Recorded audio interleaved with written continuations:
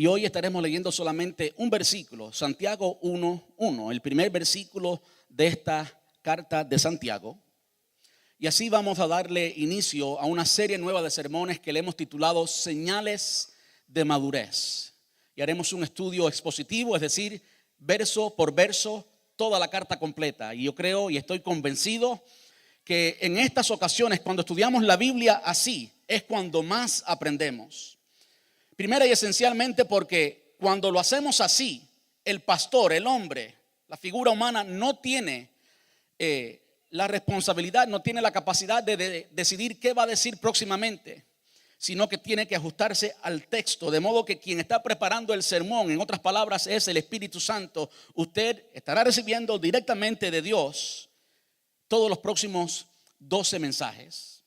Así que yo les animo a cada uno de los que estamos aquí presentes que en las próximas semanas o en los próximos 3 meses estemos aquí presentes para estudiar verso a verso esta carta tan importante que nos lleva a la madurez.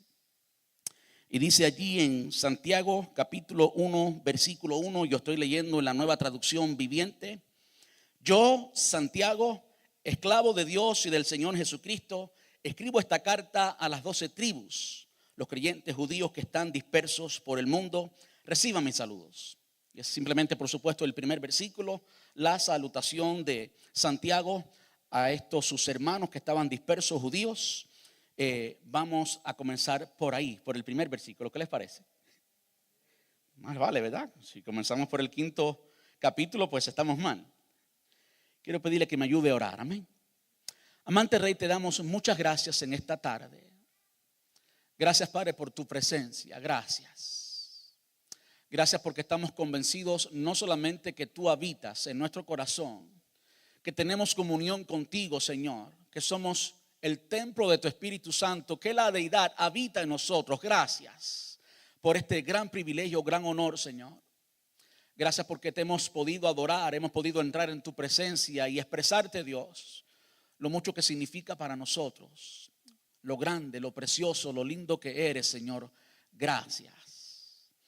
Añoramos, Señor, el día en que estemos eternamente en tu presencia, como decía el salmista, simplemente para contemplar tu hermosura y para inquirir allí en tu lugar, en el lugar secreto, Señor. Gracias. Padre, ahora nos disponemos a estudiar tu palabra. Quiero rogarte, Señor, que quites toda insuficiencia de mí en esta tarde, Señor, como el expositor, como el instrumento que tú has de usar, Dios mío. Cualquier cosa que pueda obstaculizar, Señor, que tu propósito sea hecho en esta tarde. Que tu palabra, Señor, llegue a los corazones, quítalo. En el nombre de Jesús. Te ruego así también que prepares el corazón de cada uno de los presentes, mis hermanos, mis hermanas, Señor. Que quite toda distracción, toda preocupación, toda emoción contraria a lo que tú quieres hablarnos hoy, Señor. Que prepares el terreno de nuestros corazones y, Señor, tu palabra, esa semilla poderosa que siempre produce vida, caiga en un terreno fértil y produzca, Señor, mucho fruto, madurez para tu gloria y para tu honra. En el dulce nombre de tu Hijo amado Jesús, muchas gracias, papá. Amén. Y amén. Puede tomar asiento y gracias. Por supuesto, el tema que comenzamos a tratar y lo vamos a ver repetidamente en toda la carta de Santiago es madurez. Y si usted analiza, si usted piensa por un momento, si usted dedica unos minutos a pensar la necesidad que tenemos de madurez, usted va a terminar deseando ser maduro. Usted va a terminar analizándose, poniendo su fe, poniendo su experiencia diaria a examinar, en un examen. Usted va a probar su conducta, va a probar su fe para asegurarse que usted está viviendo de una forma madura. Creo que todas las personas, creyentes y no creyentes, cristianos, no cristianos, todos necesitamos desesperadamente cristianos maduros. El mundo necesita ver la luz de Dios y solamente la ve cuando hay un creyente, cuando hay un cristiano maduro. Cuando hay un cristiano que es inmaduro, lo que el mundo ve es la persona, ve la inmadurez, ve los defectos, no ve a Cristo. El mundo necesita ver a Cristo y el Señor Jesús dijo que nosotros somos la luz del mundo. ¿Por qué? Porque tenemos a Cristo. No importando qué imperfectos somos, qué inmaduros somos, tenemos a Cristo, tenemos esa luz. Pero muchas veces esa luz es opacada, es obstaculizada precisamente por la inmadurez. El mundo necesita desesperadamente que la luz de Cristo sea reflejada sin obstáculos en la vida de los creyentes, para que entonces puedan ver a Jesús, puedan conocer a Jesús. El Jesús que el mundo necesita conocer está en ti, está en mí. Ese es el Jesús que vive en nosotros. Y no solamente el mundo, sino que también los cristianos necesitamos conocer, relacionarnos con otros creyentes maduros. ¿Por qué? Porque esos creyentes maduros son de nuevo los que reflejan el carácter de Cristo. No solamente los talentos, no solamente los dones, las habilidades, sino el carácter, que es en sí lo que es la esencia de lo que alguien es. Y cuando usted examina su vida personalmente, a nivel personal, los conflictos y los problemas que usted puede enfrentar a nivel personal son resultado de la inmadurez.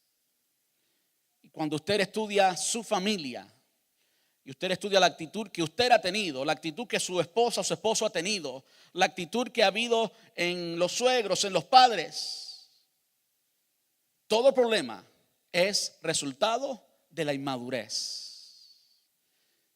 Y eso, por supuesto, se transmite y trasciende el nivel personal, el nivel familiar, y llega hasta la iglesia y la comunidad. En la iglesia necesitamos creyentes maduros. Necesitamos creyentes que puedan comportarse como Cristo. Necesitamos creyentes que tengan dominio propio. Necesitamos creyentes que con el tiempo se parezcan más a Cristo. Necesitamos líderes que tomen buenas decisiones. Necesitamos personas que puedan tratar a otros correctamente, que puedan valorar al pobre y al rico igualmente, que le den valor a la persona, y eso lo hace una persona madura. En la iglesia se necesita personas que puedan perdonar. Saben que la capacidad de perdonar es un acto de madurez. Cuando alguien puede perdonar, está demostrando ser maduro, y esas personas son las personas que siguen adelante, son las personas que llevan la iglesia adelante, son las personas que hacen brillar a Cristo dentro de la iglesia también. El mundo y también los cristianos, la iglesia, necesitamos desesperadamente cristianos maduros. ¿Por qué? Bueno, cuando alguien es maduro en su forma natural, pues es una persona bastante completa.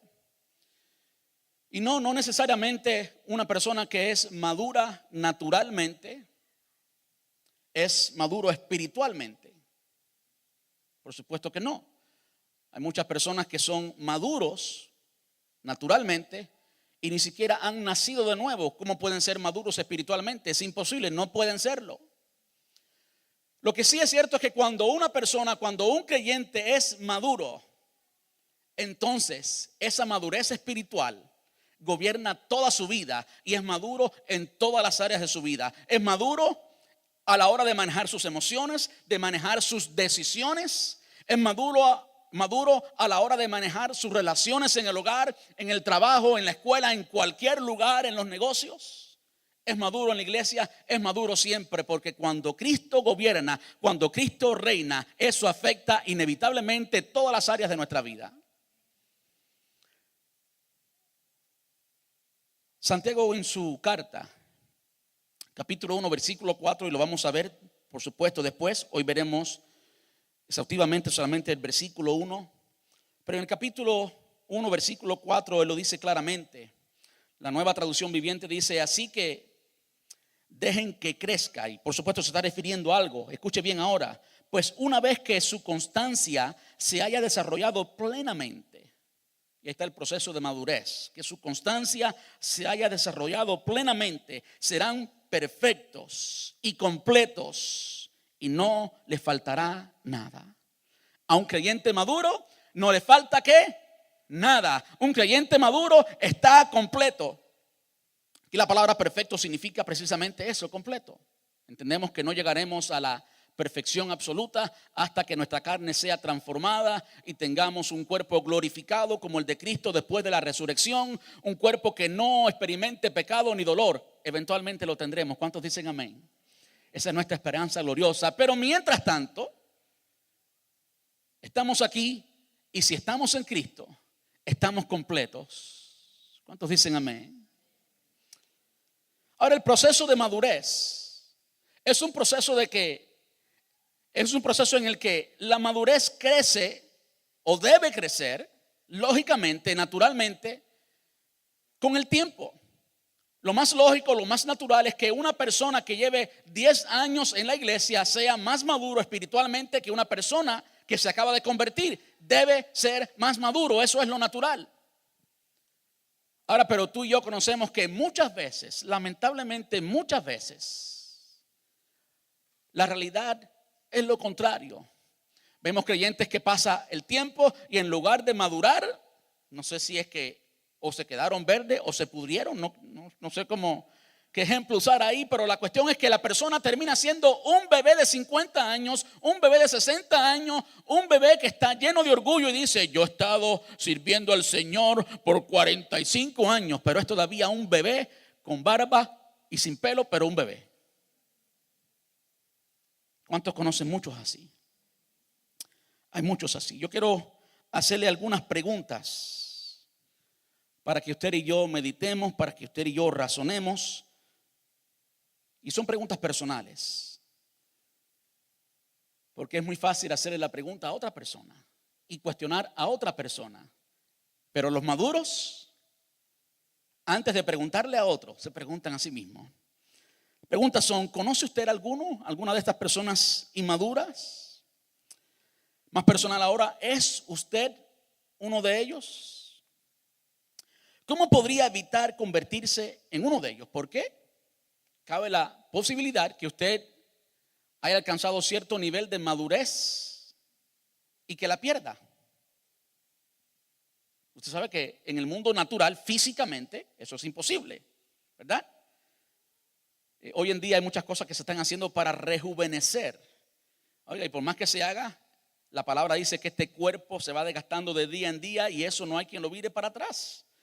Yo voy a tener arrugas en un momento y canas, ya tengo muchas, Pero espiritualmente no es así.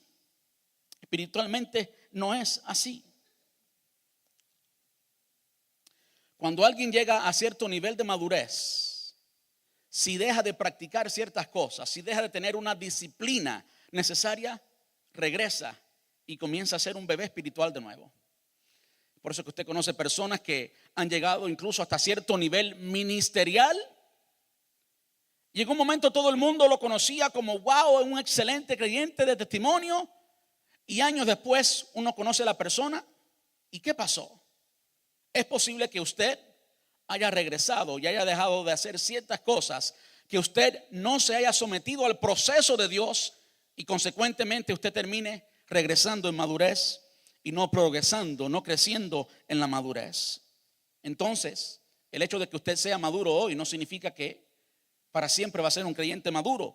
Debemos hacernos la pregunta: ¿qué podría hacer para evitar convertirse en un creyente inmaduro? Entonces, naturalmente la pregunta surge: ¿qué es exactamente madurez espiritual? ¿Qué es exactamente madurez espiritual y cómo la medimos? Bueno, precisamente de eso se trata la carta de Santiago. En la carta de Santiago vamos a ver por lo menos 12. Si contamos lo que vamos a ver hoy en el versículo 1, 13 cualidades claras que un creyente debe tener para ser considerado un creyente maduro en el Señor. Y está en sus pantallas, en la próxima pantalla, yo se las voy a mencionar rapidito y está con las citas bíblicas y todo. Un creyente maduro es perseverante en el sufrimiento.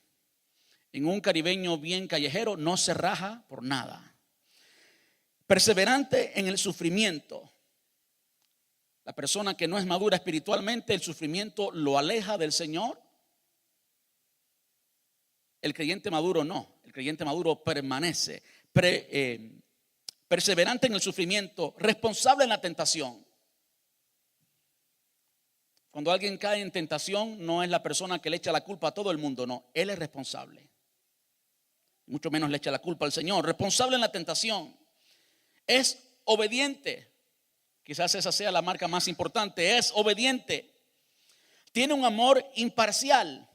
No ama solamente a sus amiguitos y a las personas fáciles de amar, sino que una persona madura, un creyente maduro, alguien que tiene madurez espiritual, ama también a aquellos que son difíciles de amar. Y qué difícil es amar a ciertas personas. Tenemos el ejemplo de Cristo que amó a Pedro. Tan imperfecto Pedro, pero Él le amó. Y nosotros estamos llamados a hacer lo mismo. Un amor imparcial. Es alguien que practica lo que cree, que no solamente habla, sino que vive por lo que cree. Lo que predica, eso es lo que vive. Alguien que entiende el poder que tiene en su lengua y vive de acuerdo a ese poder que tiene en la lengua. Alguien que tiene sabiduría de Dios. Alguien que no es mundano, no está buscando los placeres del mundo, sino que está buscando lo que es de Dios. No es mundano. Alguien que depende de Dios, que resiste con firmeza en el dolor. Y esa es casi que repetida, un poco diferente a la primera. Por último, lleva una vida de oración, y eso no es sorpresa. Lo vamos a ver claramente en la vida precisamente de Santiago. Vive una vida de oración y por último, restaura al caído. No lo pisotea, no lo escupe, no lo desprecia, sino que restaura al caído. De modo que desde ya yo les invito a que analicemos nuestras vidas y pensemos si tenemos esas cualidades o no. Y si no las tenemos, ¿cómo podemos alcanzarlas? Y si en una ocasión la tuvimos y de pronto ya no la tenemos, ¿qué sucedió que perdimos esa cualidad? Yo quiero decirles, el mundo necesita desesperadamente cristianos maduros. La iglesia necesita desesperadamente cristianos maduros. Dios necesita cristianos maduros. No solamente vamos a ver cada una de estas cualidades, sino también vamos a ver cómo podemos producir esas cualidades en nuestras vidas. Si no la tenemos, vamos a poder producirla. Tenemos la respuesta, tenemos el recurso es Dios. Solamente resta que tú y yo seamos obedientes y comencemos a vivir lo que la Biblia dice de nosotros. Ahora, hay algo que para mí, cuando miro a la carta de Santiago y miro el tema de la madurez, hay algo que es clave. Y esto que es clave es simplemente la veracidad de lo que creemos. Cuando usted analiza la fe cristiana, hay muchas cosas que se dicen fácilmente de la boca para afuera. Para usar la más común, hola hermano, hermana, hermano, hermana. Si usted ha sido cristiano por mucho tiempo, es posible que usted le haya dicho hermano y hermana a Pepito y a todo el mundo, hermano y hermana. Pero a veces no pensamos en lo que decimos, hermano y hermana. Y sí, debemos llamarnos hermanos y hermanas porque es lo que somos en el Señor, pero ahora tenemos que vivir como hermanos y hermanas. Si yo no sé cómo usted vivía con su hermano o con su hermana. Yo era un hermano un poquito malcriado, yo era un hermano un poquito difícil de amar. Y cuando mi hermano se portaba mal, yo cogía una piedra y le rompía la cabeza. Recuerdo pequeño, estaba en una de esas travesuras y mi papá me vio dándole con una piedra a mi hermano en la cabeza. Así de malo era el pastor. Y cuando noté que mi viejo me vio, salí corriendo, pero que ni un chira me hacía nada. Y cuando llegué a la puerta de la casa de mi abuela, que siempre estaba abierta, estaba cerrada. Y ahí mismo me oriné.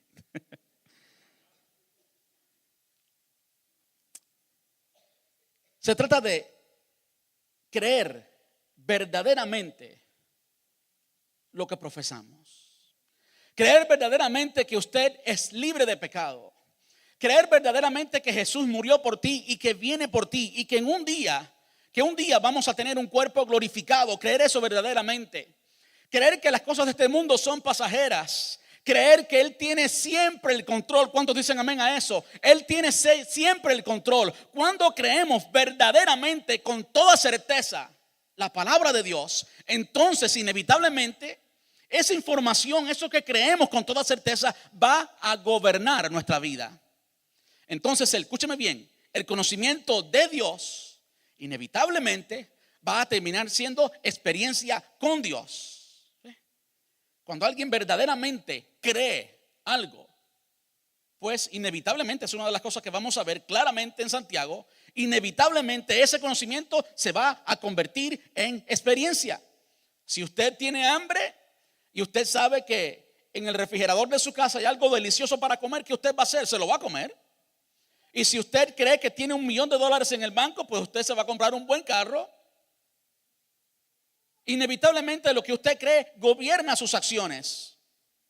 Y cuando nuestras acciones son gobernadas por la palabra de Dios, cuando creemos de verdad lo que dice la Biblia, entonces llegamos a pasar de conocer de Dios a entonces conocer a Dios.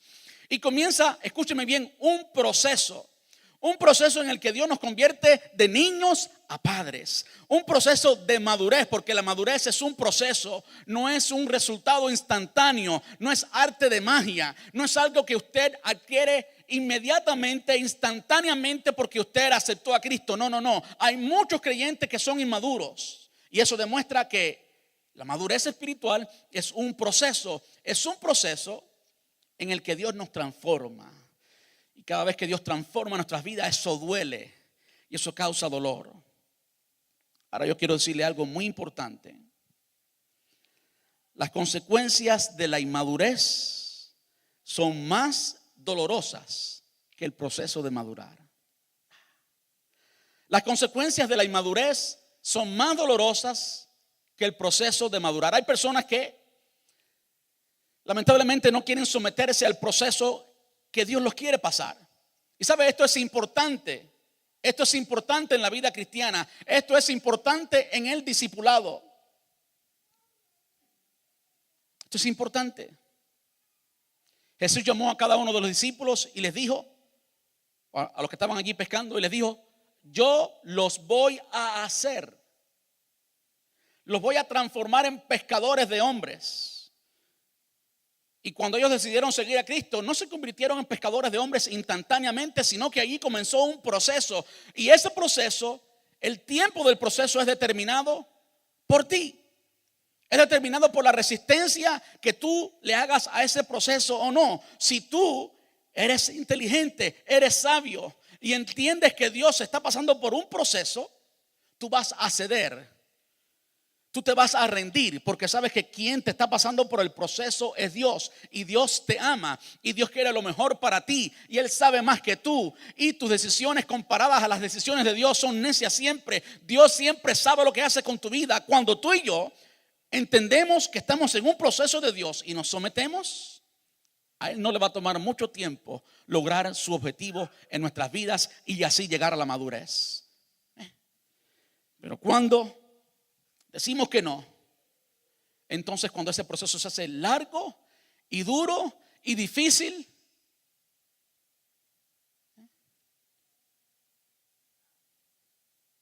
todas las pruebas y las luchas, como vamos a ver el domingo próximo, son escúcheme bien, un regalo, un buen regalo. Un buen regalo de Dios para transformar tu carácter y para que llegues a la madurez.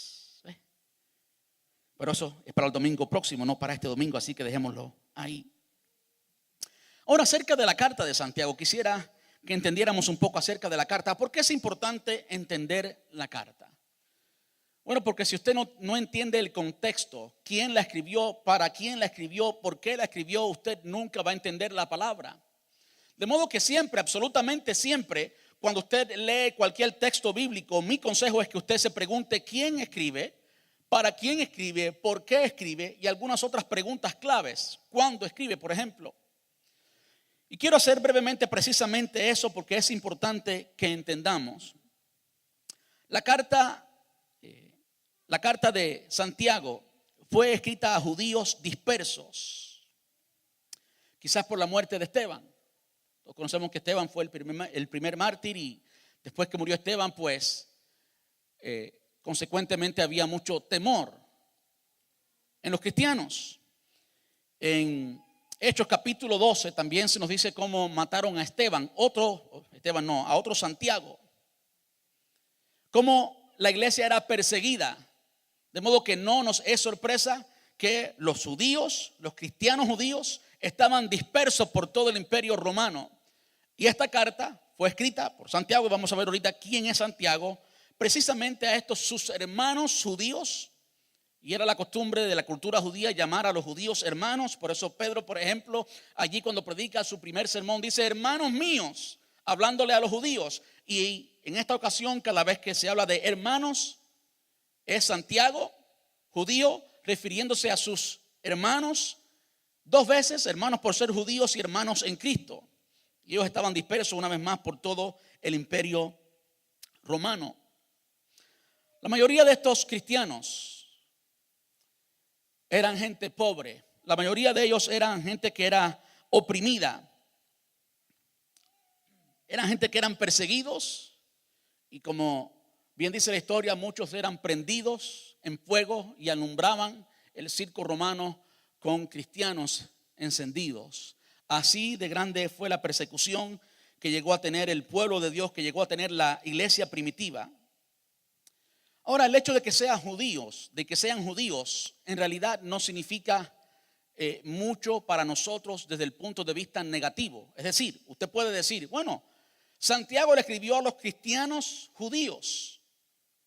Eso no es para mí. No. Eso sí es para nosotros, y vamos a ver ahorita por qué. Primeramente porque nos identificamos como extranjeros. Los judíos dispersos en Roma eran extranjeros en la tierra en que vivían. Y por ser extranjeros y ser cristianos y ser judíos, tenían cierta oposición. Muchos de los aspectos que los llevaron a la pobreza tenían que ver precisamente con todo esto. Y nosotros, tú y yo, tenemos que entender que no somos de aquí. Tú y yo tenemos que entender que somos del reino de los cielos, que esta no es nuestra patria, que esta no es nuestra tierra. No importa si usted es un buen boricua, bien patriota, o un buen cubano, o un buen mexicano que come tacos todos los días, nuestra ciudadanía está en los cielos. ¿Cuántos dicen amén? Nuestra ciudadanía está en Cristo, y aquí somos simplemente extranjeros. El apóstol Pablo lo dijo claramente a la iglesia en Galacia, Gálatas capítulo 3 versículo 28, cuando le dijo, ya no hay judío ni gentil. ¿Escuchó bien? Ya no hay judío ni gentil, esclavo ni libre, hombre ni mujer.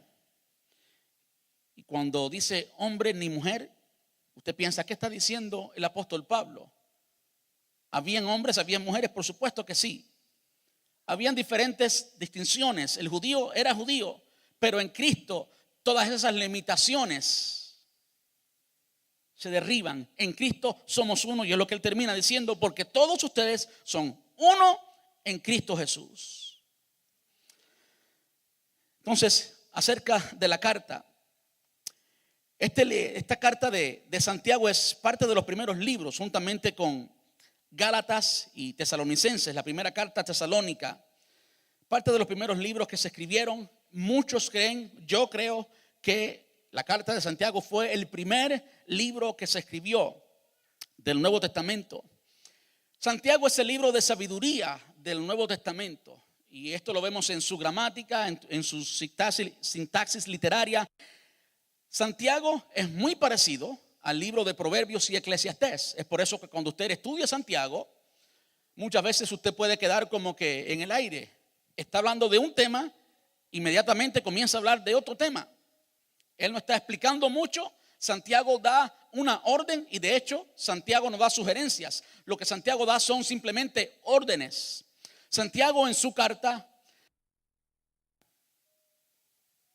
cita más de 20 veces el Sermón del Monte, y es por eso que hay mucha similitud entre los mandatos que el Señor dio en su primer sermón, el Sermón del Monte, y la carta de Santiago. Santiago tiene más de 40 alusiones al Antiguo Testamento. El hombre nos habló solamente 5 capítulos, o nos escribió solamente 5 capítulos, por supuesto, inspirado por el Espíritu Santo, no por su voluntad, pero allí nos habló concisamente, al punto, directo al punto, como es titulado nuestro programa radial, que no está en el aire ahora, dímelo claro, así era Santiago, claramente decía lo que tenía que decirte, era una orden y punto. Algo que también caracteriza a Santiago es que todo lo que él hace le da un énfasis práctico. Él no está interesado en discutir conceptos teológicos ni filosóficos. No, él no está interesado en el gnosis, en el conocimiento. Él está interesado en la experiencia, en que el creyente ponga en práctica el consejo bíblico, que el creyente viva la palabra de Dios. Eso es el libro de Santiago. Y allí en el capítulo 1, versículo 1, pues el autor dice: yo, Santiago, esclavo de Dios y del Señor Jesucristo, escribo esta carta a las 12 tribus. Los creyentes judíos que están dispersos por el mundo, reciban mis saludos. Primero, Santiago es la forma moderna en aquel entonces, y la forma griega también, del nombre hebreo de Jacob. Y claro, cuando usted lo escucha en español, Santiago y Jacob, como que usted dice, no hay ninguna relación ahí. Pero cuando usted lo lee en inglés, usted ve un poquito más de relación. James and Jacob. De modo que usted comienza a relacionar enseguida. Santiago es la forma moderna para aquel entonces del nombre hebreo Jacob, el padre de la nación de Israel. Y consecuentemente había muchas personas, lo vemos claramente en el Nuevo Testamento, había muchas personas llamadas Santiago. Hay 4 Santiagos en el Nuevo Testamento. Yo quiero repasar bien rapidito cuáles son ellos, de modo que entendamos claramente quién era el autor de esta carta. Es importante esto. Es importante que cuando usted hable y le hable a otra persona, y cuando usted crea con solidez. Saben que hay muchas cosas, a pesar de 34 años en el Evangelio, hay muchas cosas que yo todavía, hay ciertas áreas oscuras que yo todavía no tengo mis anclas bien profundas. Porque yo personalmente no he separado el tiempo para sentarme y dedicarle 10, 15, 20 horas de estudio ininterrumpido a esos temas oscuros estoy hablando. Por supuesto, mi doctrina está clara, no tiene que preocuparse. La doctrina básica está muy clara, pero el apóstol Pablo dijo que ahora vemos por espejo, oscuramente. Y hay muchas personas un poco arrogantes que creen tener la última revelación, una revelación personal, y entender con absoluta claridad todo el texto bíblico. Entonces, ¿qué? ¿Pablo se equivocó? No, Pablo no se equivocó. Pero hay ciertas cosas en las que yo medito y pienso y analizo. Porque ese es el consejo de Santiago.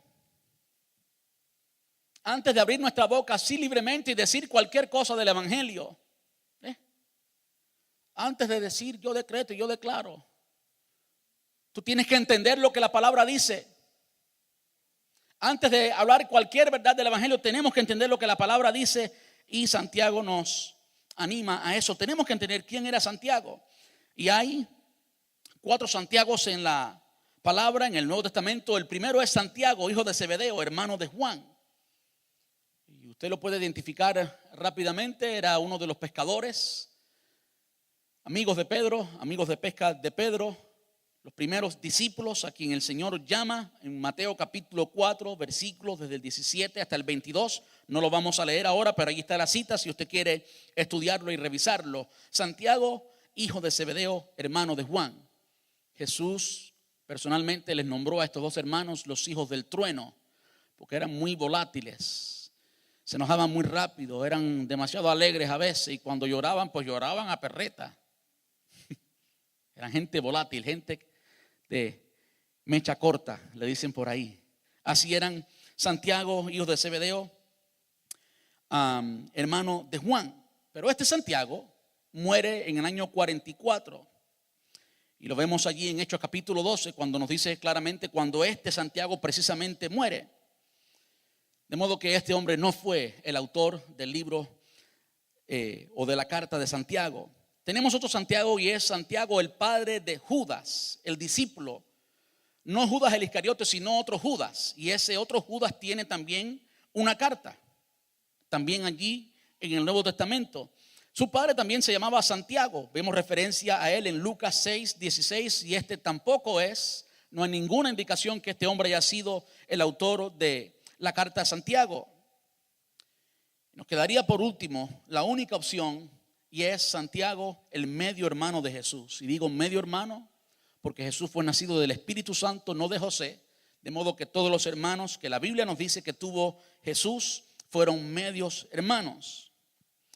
Y yo quisiera tomar unos minutos para revisar, escuche bien, que es bueno que entendamos todo esto, para entender el recurso, de dónde viene, cuál fue el instrumento que Dios usó para hablarnos de madurez, Santiago. Yo quisiera revisar brevemente cuál fue el proceso de madurez de Santiago. Primero vemos que la familia de Jesús, incluyendo a Santiago, no creían en el Señor. Y de nuevo esto comprueba una vez más que todas las historias que están en los libros apócrifos y aquellas que no están en el canon de nuestra Biblia no son inspiradas por el Espíritu Santo. Porque si ellos hubieran estado expuestos a 30 años de milagros de Jesús, muy posiblemente hubieran creído después de 30 años. Cuando Jesús comienza su ministerio público, el Evangelio de Juan nos dice que él hizo su primer milagro cuando transformó el agua en vino en las bodas de Caná. Su familia, sus hermanos no creían en él. Jesús era quizás el hermano en la familia envidiado por los demás y el medio extraño. Imagínense cómo sería ser hermano de Jesús, alguien que nunca dijo una mentira, alguien que nunca le dio con una piedra al hermano en la cabeza, alguien que nunca aló el pelo, que nunca fue egoísta, ese era Jesús. Y de repente a los 30 años comenzar a decir que él era Dios, que él era hijo de Dios. Y yo sé que cuando hoy decimos hijo de Dios, muchas veces pues no le vemos el valor a la expresión hijo de Dios. Los judíos en aquel entonces, cuando oían la expresión de Jesús ser llamado el Hijo de Dios, entendían claramente que eso significaba ser Dios. ¿Por qué? Porque ser hijo de significa ser de la misma naturaleza. Ser de la misma naturaleza, de modo que el Hijo de Dios es de la naturaleza de Dios y hay un solo Dios. Y si hay un solo Dios, ese Hijo de Dios es Dios. ¿Verdad? No es muy complicado, es fácil entender esa parte. Hoy leemos Hijo de Dios y hay muchos que no entienden cómo Jesús es el Hijo y al mismo tiempo Dios. Y dicen, no, hay tres, pero Él no es Dios. Bueno, Él es lo que Él reclamó ser, sí, Dios. En el principio era el Verbo y el Verbo era con Dios y el Verbo era Dios. Él es Dios. Pero la familia de Él no creían en Él. Santiago, el hermano que le sigue a Jesús, el hermano mayor. Jesús era mayor, por supuesto, pero el hermano que le sigue, Santiago, no creía en él. Y usted lo ve claramente en Marcos capítulo 3, versículos desde el 31 al 35, en Juan 7, del 1 al 5. Usted puede ver claramente cómo estos hermanos de Jesús son nombrados allí en Mateo capítulo 13, versículos desde el 55 al 56. Mateo 13, 55 al 56.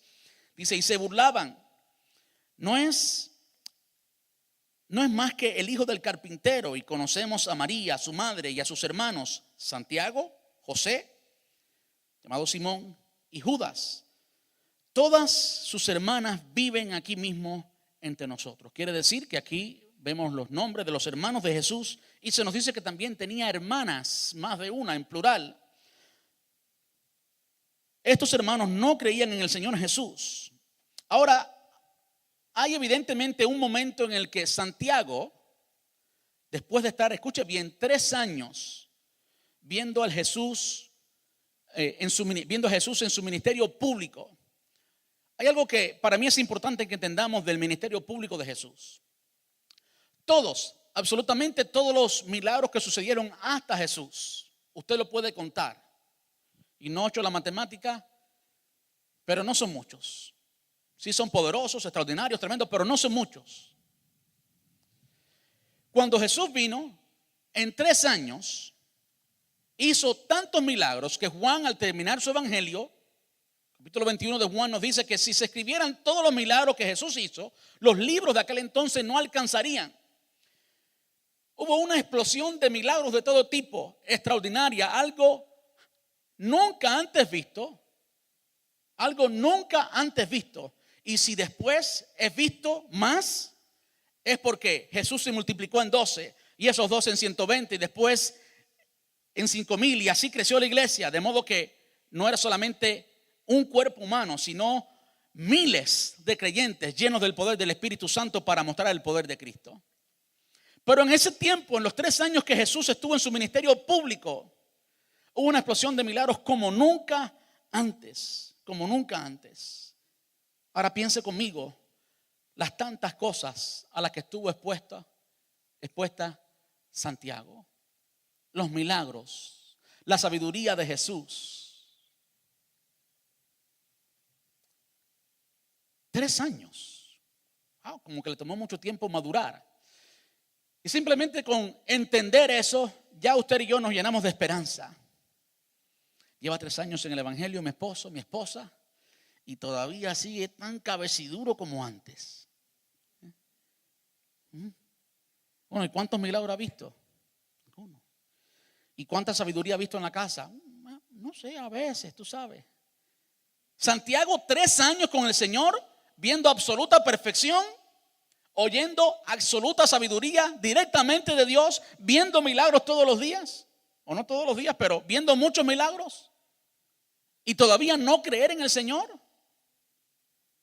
Como que estaba menos 1,000,000, no estaba ni en 0, no, estaba menos 1,000,000, estaba, el hombre era incrédulo, era duro. Pero cuando Dios comienza algo, Dios lo termina. Para Dios no hay nada imposible. Y alguien, por inmaduro que sea, cuando llega a conocer a Cristo, si abre su corazón al proceso, si se rinde al Señor, Dios va a transformar esa persona. Cuando tú y yo le abrimos nuestro corazón al Señor y decimos que sí, a Él no le va a tomar mucho tiempo crear madurez en ti, llegar a cumplir el propósito de Él en tu vida. Y eso es glorioso y es tremendo. Pablo, en su primer carta a la iglesia en Corintios capítulo 15 versículo 7, nos habla precisamente acerca de cómo Santiago se encuentra con Jesús. Dice: luego lo vio Santiago, está hablando de las apariciones de Jesús después de la resurrección. Luego lo vio Santiago y después lo vieron los apóstoles. De modo que ahí nos dice literalmente que Jesús fue y se encontró con su hermano Santiago, quien antes no creía, quien pasó 3 años viendo y no creyendo. Jesús se encontró con él y él tuvo un encuentro personal y real con aquel a quien él llamaba su hermano, pero ahora entendía que no era simplemente su hermano, sino que era Dios. Y es por eso que cuando él se presenta en su carta dice: yo, esclavo de Dios y del Señor Jesucristo. Él ni siquiera osa llamarse de mi hermano, mi pana, mi hermano mayor. No, de Dios y del Señor, el dueño, el amo, Jesucristo. Él tuvo un encuentro real con Jesús y eso cambió la vida de Santiago. Todos sabemos que Jesús resucitó, tuvo unos 40 días aquí, y después de esos 40 días pues el Señor envía a los discípulos al aposento alto a esperar la promesa del Espíritu Santo. Y allí en Hechos capítulo 1 versículo 14 se nos nombra de nuevo los hermanos de Jesús. Dice: todos se reunían y estaban constantemente unidos en oración junto con María, la madre de Jesús, varias mujeres más y los hermanos de Jesús. Aparentemente estaban allí todos. Qué bueno es el Señor. De incredulidad a credulidad, toda la familia, todos los hermanos de Jesús estaban allí. Por supuesto también Santiago. Evidentemente el apóstol Pablo llegó a conocer mucho de la vida de Santiago. Santiago llegó a ser el pastor de la iglesia allí en Jerusalén, llegó a ser un pilar.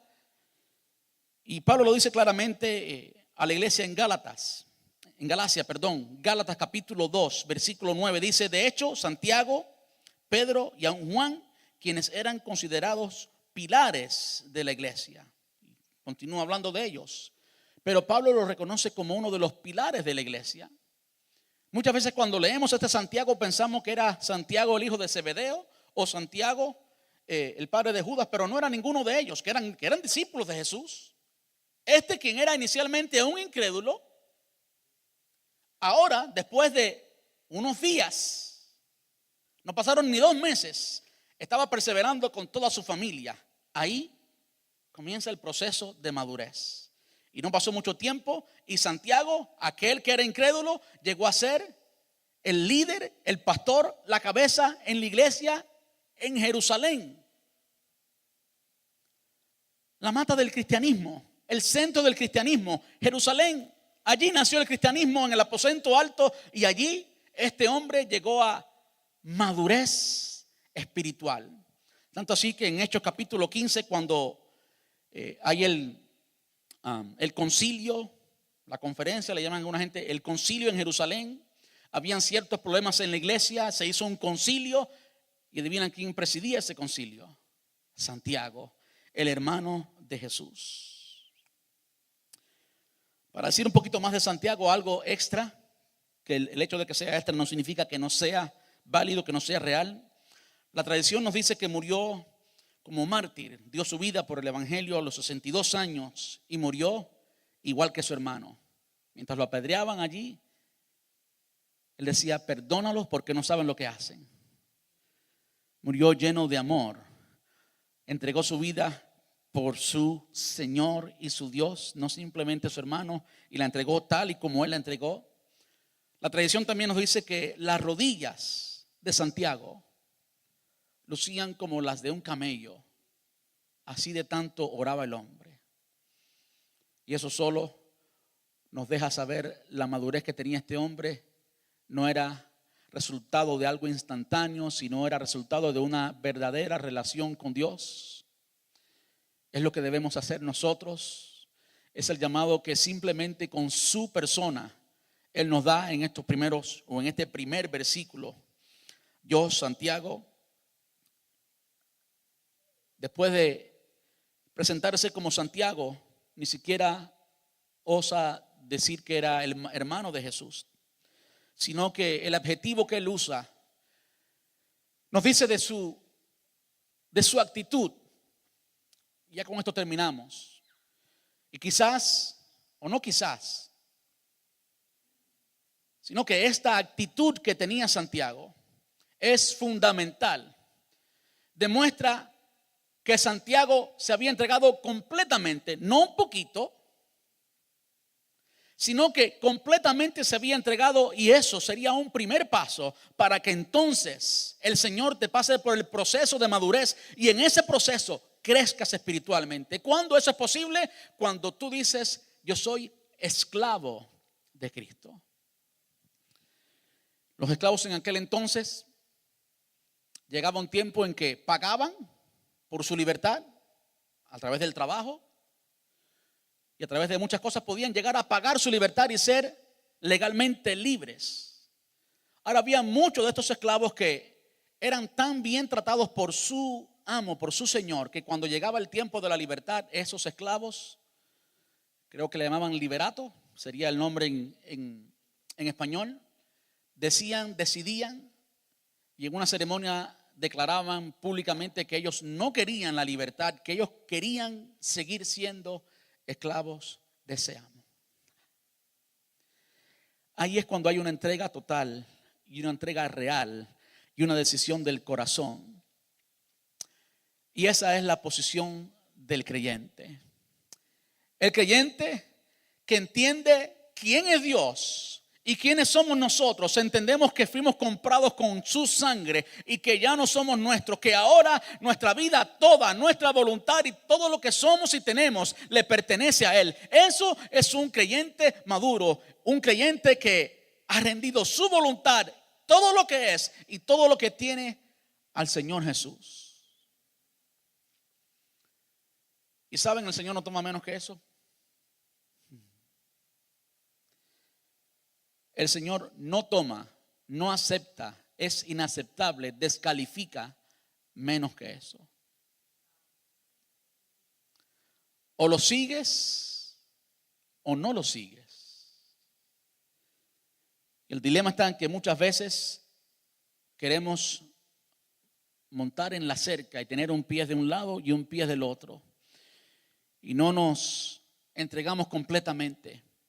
Y así no es duda que te quedes en la cerca sentado por muchos años con la Biblia debajo del brazo, un pie aquí y un pie allá. Y no estoy hablando necesariamente de mundanalidad. Sí, está incluida la mundanalidad, pero hay muchas otras cosas también incluidas. Hay mucho creyente que quiere todavía ser el Rey y Señor. Y en la vida del creyente, el Rey y Señor es Cristo, y Él es el único que es el Rey y Señor. Cuando tú y yo podamos decirle al Señor, te seguiré hasta la muerte, ya no se trata de mi voluntad, y tenemos que entender esto. Un esclavo no tenía voluntad, un esclavo hacía absolutamente sin reproche, sin lugar a exponer sus derechos, lo que el amo decía. Eso es lo que era un esclavo. Y este hombre, Santiago, después de conocer quién verdaderamente es Jesús, después de tener una experiencia con el Cristo resucitado y después de vivir la experiencia de ser lleno del Espíritu Santo, ahora él entiende claramente quién es él y qué papel juega en la historia redentora. De modo que él se entrega totalmente y dice: yo soy un esclavo de Jesús, un esclavo por amor. El creyente maduro, y el primer paso a la madurez es precisamente eso. Es rendir incluso nuestra libertad y nuestro derecho. Como dice el apóstol Pablo, todo me es lícito, mas no todo me conviene, no todo me edifica. Y hay cosas que el cristiano maduro entrega. Como muchas veces dando consejería, todo el mundo quiere ganar. En los conflictos matrimoniales, en los conflictos personales de cualquier tipo, incluyendo los de la iglesia, todo el mundo quiere ganar, nadie quiere perder. Y muchas veces mi consejo es: pierde para que perdiendo ganes.